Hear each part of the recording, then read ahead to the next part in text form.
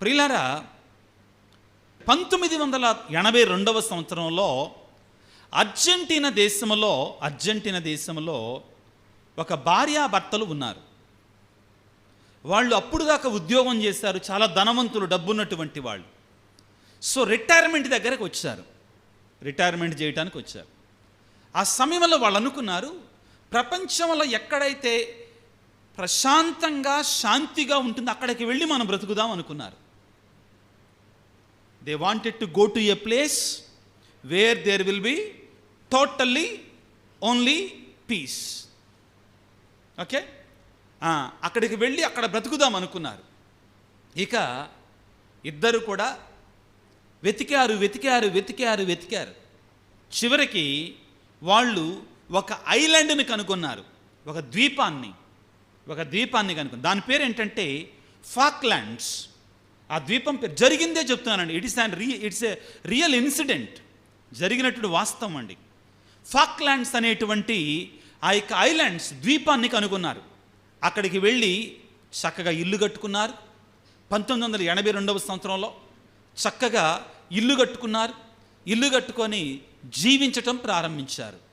ఆశ్చర్యం ఏంటంటే సంవత్సరం తిరగకుండానే ఏప్రిల్ 2వ తారీఖు 1982 సంవత్సరంలో ప్రియులారా అక్కడ అర్జెంటీనాకి ఇంగ్లాండ్కి భీకరమైన యుద్ధం జరిగిందంటండి. వాళ్ళు ఏమనుకున్నారు, అది ప్రపంచంలోని అత్యంత శాంతికరమైన ప్రదేశం అనుకున్నారండి. ప్రియులారా, ఈ లోకములో శాంతికరమైన ప్రదేశం ఏమిటి అంటే అదిగో అటు చూడండి ఒకసారి, ఆయన సన్నిధి. The only place where you can be sure of about receiving true and lasting peace is in the presence of Jesus Christ. క్రీస్తు ప్రభు యొక్క సన్నిధిలో మాత్రమే నిజమైనటువంటి శాంతిని, శాశ్వతమైనటువంటి శాంతిని మనం పొందుకుంటాం. అమ్మ, ఆ పాట వచ్చా, ప్రేమ ఎక్కడ దొరుకునని, శాంతి ఎక్కడ దొరుకునని, జగమంతా వెతికాను, సర్వజనులను అడిగాను, చివరికది నీలోనే కనుగొన్నాను. అవసరం లేదు, స్పాంటేనియస్గా పాడండి, తప్పులు పోయినా పర్లేదమ్మా, పాడుకుందాం అందరం కలిసి. ప్రేమ ఎక్కడ ఉందని, శాంతనమెక్కడ దొరికేనని, అందరం కలిసి. ప్రేమ ఎక్కడ ఉందని, సమాధానమెక్కడ దొరికేనని, జగమంతా వెతికాను, సర్వజనులనడిగాను, జగమంతా వెతికాను, సర్వజనులనడిగాను, చివరికది నీలోనే కనుగొన్నాను ప్రభు, చివరికది నీలోనే కనుగొన్నాను.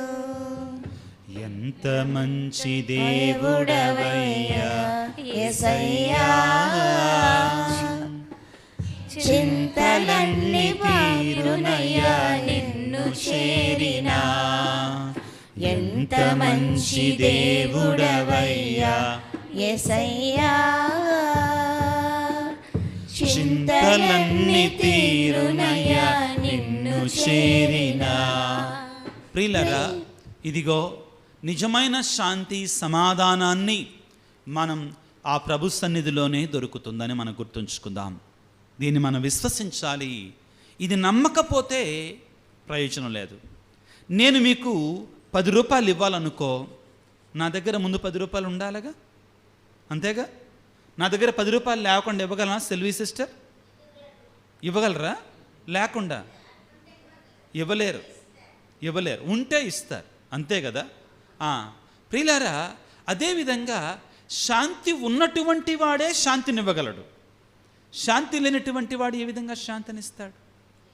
ఇక్కడ శాంతి ఉన్నటువంటి వాడు, శాంతినివ్వగలిగినటువంటి వారు ఎవరంటే ఆయనే, యేసు ప్రభు. యెషయా గ్రంథము 9వ అధ్యాయంలో మనం ఈ మాట చదువుకుంటామండి. యేసు ప్రభు ఏ విధంగా ఉంటాడట, ఆయన ఏ విధంగా ఈ లోకానికి వస్తాడట, వాక్యాన్ని చదువుకుందాం. యెషయా గ్రంథం 9వ అధ్యాయము 6వ వచనాన్ని చదువుకుందాం. మనకొక శిశువు జన్మించెను, మనకొక శిశువు జన్మించెను, మనమొక కుమారుని బడసితిమి, మనం ఒక కుమారుని బడసితిమి, అతడు రాజ్యభారము వహించును. ఆశ్చర్యకరుడైన సలహాదారు, బలాఢ్యుడైన దేవుడు, శాశ్వతుడైన జనకుడు, శాంతికరుడైన రాజు. ఆయన ఎవరంటండి? శాంతికరుడైన రాజు అని అతనికి పేరిడుదురు. ఆ తర్వాత చదువమ్మా. అతని రాజ్యాధికారము విస్తరిల్లును, అతని రాజ్యమున సదా శాంతి నెలకొనును. వినండి, ఆయన శాంతికరుడైన రాజు, ఆయనే శాంతినివ్వగలడు. మనం ఎలా ఉన్నామంటే మానవులం, రక్తస్రావ రోగి ఉంటుంది కదా బైబిల్లో. ఎవరు? రక్తస్రావ రోగి. ఆవిడ గురించి ఏమని చెప్పబడి ఉంటుందండి? ఆమె 12 సంవత్సరాల నుంచి బాధపడుతుంది. ఎన్ని సంవత్సరాల నుంచి? 12 years నుంచి. ఆమె ఏం చేసిందట? ఊర్లో ఉన్న వైద్యులందరి దగ్గరికి వెళ్ళిందంట. అక్కడ ఉంటుందండి ఆ మాట. ఎక్కడికి వెళ్ళిందట? దొరికిన వైద్యులందరి దగ్గరికి వెళ్ళి, ఇంకో మాట ఉంటుందండి, తనకున్న ధనమంతయు వెచ్చించినను తన రోగము నయమవ్వటానికి బదులుగా ఇంకా పెచ్చు పెరుగుతుండెను అని రాయబడి ఉంటుందండి. అప్పుడు యేసు ప్రభు దగ్గరికి వచ్చి ప్రియులారా, ఇక ఇదిగో ఆయన ఒక్కడే నాకు దిక్కు, ఆయన మాత్రమే నాకు శాంతినివ్వగలడు అని అప్పుడు యేసయ్యను నమ్ముకుంది. మనం కూడా అంతేనండి. చిన్న బాధ రాగానే ఏం చేస్తాం? చిన్న కష్టం రాగానే ఏం చేస్తామండి? చెప్పండి. ఇంటి పక్కన ఆమెకు చెప్పుకుంటాం. మన కష్టం రాగానే ఏం చేస్తాం? మన ప్రక్కనున్న అయ్యగా చెబుతాం. తీరుతాడు ఆయన? చెప్పొద్దంటల్లా, కానీ వాళ్ళ మీద ఆధారపడ మాకు. నేను మీకు ఒక చిన్న ఉదాహరణ చెప్తాను, వినండి. ముగ్గురు స్నేహితులు నాకు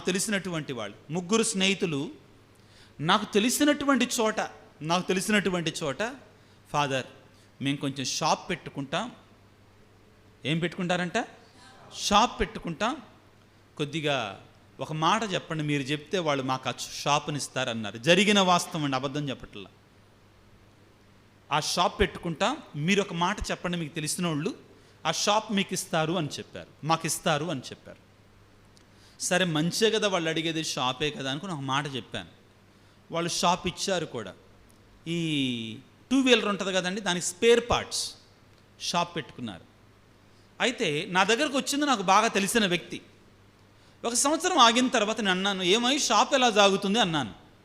అతను అన్నాడు, ఫాదర్ ఇంకేం షాప్ ఫాదర్, నేను షాప్ను వదిలిపెట్టాను. అదేంటి, ముగ్గురు పార్ట్నర్లుగా పెట్టుకున్నారు, నువ్వేగా వచ్చింది షాప్ కావాలని. వాళ్ళు నన్ను మోసం చేసి నన్ను తరిమేశారు, వాళ్ళిద్దరు షాప్ పెట్టుకుని వాళ్ళ షాప్ నడిపించుకుంటున్నారు అన్నారు. అర్థమైందా? ఆ మిగిలినటువంటి 2 స్నేహితులు, యాక్చువల్గా వీడు వచ్చింది షాప్ కోసం, వీడిని తరిమేశారు. వీడు అన్నారు, నన్ను మోసం చేస్తున్నారంటే నా వల్ల కాదు వాళ్ళలాగా మోసం చేయటం, నేను వచ్చేసాను బయటకన్నా. ఇది లోకం పోకడండి. అందరూ చెడ్డోళ్ళే అంటలేదండి. అర్థమైందా? అందరూ చెడ్డోళ్ళే అంటలేదండి. ప్రభు ఈ రోజున హెచ్చరిస్తున్నాడు జాగ్రత్తగా ఉండమని. కాబట్టే ప్రభు ఏమంటున్నాడంటే, తన 2 చేతులు చాచి, భారముచే అలసి సొలసి ఉన్న సమస్తనులారా, పలానా వాళ్ళ దగ్గరికి వెళ్ళండి అనలా, పలానా విజయరాజ్ ఫాదర్ దగ్గరికి వెళ్ళండి అనలా, పలానా రవి దగ్గరికి వెళ్ళు, పలానా కుమార్ దగ్గరికి వెళ్ళు అనలా. ఎక్కడికి వెళ్ళమన్నాడు? నా దగ్గరికే రండి, నేను మీకు విశ్రాంతినిస్తా. భారముచే అలసి సొలసి ఉన్న సమస్తనులారా, నా యొద్దకే రండి, నేను మీకు విశ్రాంతినిస్తాను, సమాధానాన్ని ఇస్తాను. ప్రియులారా, యేసుప్రభు ఉత్థానమయ్యాడు. ఉత్థానమైన తర్వాత ప్రభువు పలికిన మొట్టమొదటి మాట ఏంటి తెలుసా? అంటే శిష్యులందరి దగ్గరకు వచ్చిన తర్వాత, చదవండి ఒకసారి. Very good.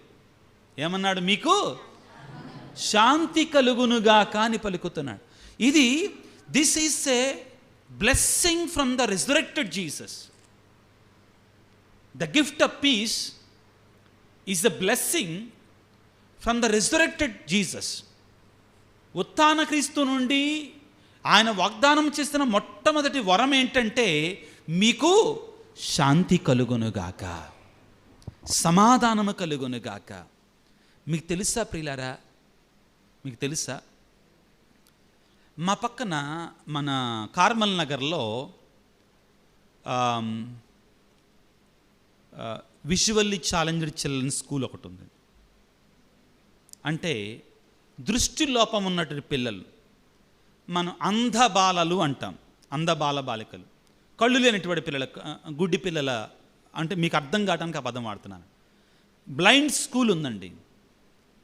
అక్కడ ఆ బ్లైండ్ పిల్లలంట సంవత్సరం లోకంలో ఉన్న బ్లైండ్ పిల్లలు నిజంగా తగ్గిపోతున్నారంటండి. ఆ లోపం ఉన్నటువంటి వాళ్ళు ప్రతి సంవత్సరం తగ్గిపోతున్నారంటండి. కానీ ఆ ప్రక్కనే ఇంకొక చిన్న స్కూల్ కూడా ఉందండి. అదేంటంటే ఎంఆర్ స్కూల్ అంటారండి. ఎంఆర్ స్కూల్ అంటారు అంటే ఏంటి? Mentally retarded children, mentally challenged children. అంటే ఏంటంటే మానసికమైనటువంటి వైకల్యం కలిగినటువంటి వారు. మనం తెలుగులో ఏమంటారు? మెంటల్ అంటాం, అంతే కదండి. మతిస్థిమితం లేనటువంటి వారు మెంటల్ పిల్లలు అంటాం.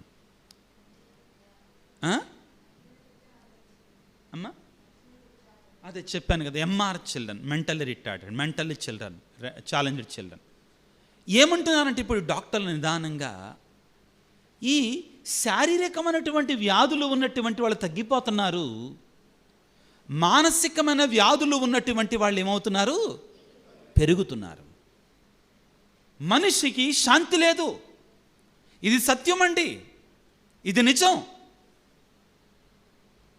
ఇది నిజం. నేను జర్మనీలో ఒక 5 సంవత్సరాలు పనిచేశాను, చదువుకున్నానండి. నా సబ్జెక్ట్ కూడా సైకాలజీ. నా సబ్జెక్ట్ ఏంటిది? సైకాలజీ. అక్కడ ఏం తెలుసుకున్నానంటే, నేను జర్మనీ దేశం అనేటిది బాగా డబ్బున్న దేశం. It is the developed country. It's not under developed, it's not developing country, it's the developed country. బాగా అభివృద్ధి చెందిన దేశం అండి. అక్కడ రోడ్లు కానీ, అక్కడ కార్లు కానీ అన్ని బెంజ్ కార్లే, అన్ని ఫోక్స్ వ్యాగన్ కార్లే, అన్ని BMW కార్లే, అన్ని ఫ్యాక్టరీలు, చాలా బెస్ట్ థింగ్స్ అక్కడ ప్రొడ్యూస్ అవుతాయి. అక్కడ ఇళ్ళు కానీ చాలా బాగుంటాయి. డబ్బు, ధనం, అదేవిధంగా అన్నీ ఉంటాయండి. కానీ మీకు తెలుసా అట్లాంటి చోట నేను చూశానండి కళ్ళారా, ఎక్కువగా ఈ మెంటల్ స్ట్రెస్కి మందులు వాడతారండి అక్కడ. అర్థమవుతుందా? ఆ ఒత్తిడికి ఎక్కువగా ఏం వాడతారు?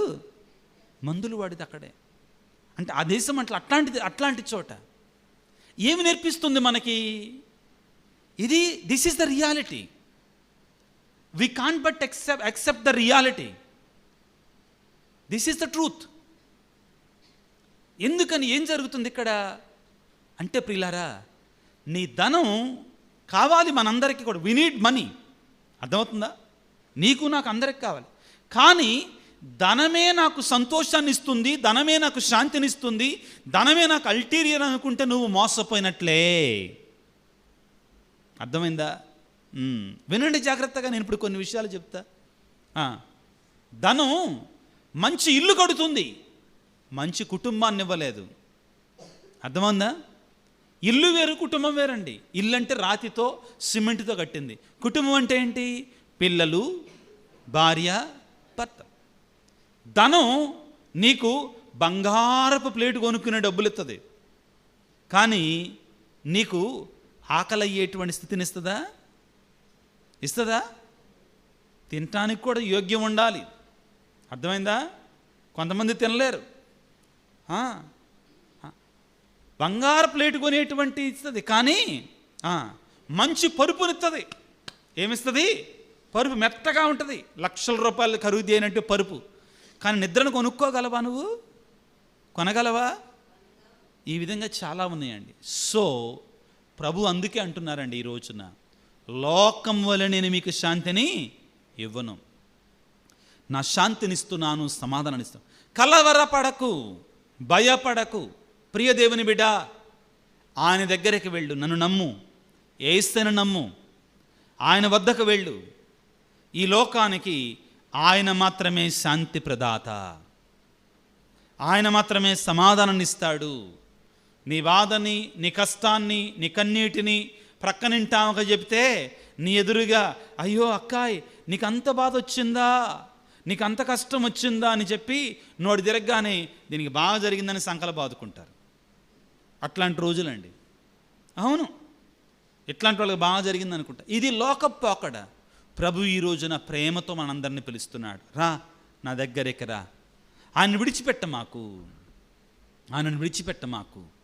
ప్రియులారా, మేము కూడా కొన్నిసార్లు గురువులం, మఠవాసులం, కొన్ని సందర్భాలలో లోకము చేత ఇన్ఫ్లుయెన్స్ చేయబడి we are also influenced by the world and worldly ways. Sometimes we should be careful. We should learn that our true peace is not there in the world, but it is in Jesus Christ who called us. మనందరము కూడా ఆ శాంతిని ఇవ్వగలిగినటువంటి, ఆ సమాధానాన్ని ఇవ్వగలిగినటువంటి ఆ యేసయ్య వద్దకు వెళదాం. ఆ నిజమైన శాంతిని మనందరికీ ప్రసాదించమని తలలు వంచి చిన్న ప్రార్థన చేసుకుందాం. సర్వశక్తిమంతుడా, సర్వోన్నతుడా, ప్రేమగల తండ్రి, మీకు స్తోత్రాలు. ఈ లోకములో ఎంతోమంది ప్రభువా గొప్ప గొప్ప స్థానాల్లో ఉంటున్నారు, గొప్ప గొప్పమైన ధనముతోటి కూడుకొని ఉన్నారు. కానీ అటువంటి వారికే ఎక్కువగా శాంతి లేదయ్యా, సమాధానం లేదయ్యా. ఇది మాకు నేర్పిస్తుంది నాయన, నిజమైన శాంతి సమాధానం నీలోనే దొరుకుతుందని. ప్రభువా మాకు నేర్పించండి. నీ సన్నిధికి రావడానికి, నీతో ఉండడానికి, నీ దీవెన పొందుకోవడానికి, నీ శాంతిని సమాధానం పొందుకోవడానికి మమ్మల్ని దీవించండి. ప్రభువా, ఎవరైతే ఈ ప్రార్థనలో, ఈ వాక్య పరిచయలో పాల్గొంటున్నారో మాకందరికీ ప్రభువా నీ నిజమైన శాంతిని, శాశ్వతమైన సంతోషాన్ని మాకు ప్రసాదించండి ప్రభువా. అది వస్తువుల నుండి, మనుషుల నుంచి వచ్చేది కాదు, నిన్ను ప్రేమించటం ద్వారా, నీ ఆజ్ఞను పాటించటం ద్వారానే వస్తుంది అనే సత్యాన్ని మాకు నేర్పించండి ప్రభువా. ఈ లోకంలో ఎంతోమంది వివిధ రకాలంటే బాధలతో, కష్టాలతో, కన్నీళ్లతో, శాంతి లేక, సమాధానం లేక నాకు ఎవరున్నారు తోడుగా అని వేదనతో, బాధలతో, కష్టాలతో, కన్నీళ్లతో ఉన్నారు ప్రభువా. ఈ రోజున వారందరి కొరకే ప్రార్థన చేస్తున్నాము తండ్రి. మీ నిజమైన శాంతిని, సమాధానాన్ని అట్టి వారికి దయచేయమని వేడుకొనిచున్నాం ప్రభువా. ఈ రోజున నీ సన్నిధిలో ఉన్న బిడ్డల కొరకే ప్రార్థిస్తూ ఉండగా ప్రతి బిడ్డను మీరు సందర్శించండి ప్రభువా. అలనాడు అపోస్తులతో పలికినట్లుగా మీకు శాంతి కలుగునుగా కానీ మాతోటి పలికి మాకు నిజమైన శాంతిని, సమాధానాన్ని ఈ లోకానికి మాకు దయచేయమని మా ప్రభు అయిన క్రీస్తు ద్వారా వేడుకొనిచున్నాము తండ్రి. ఆమేన్.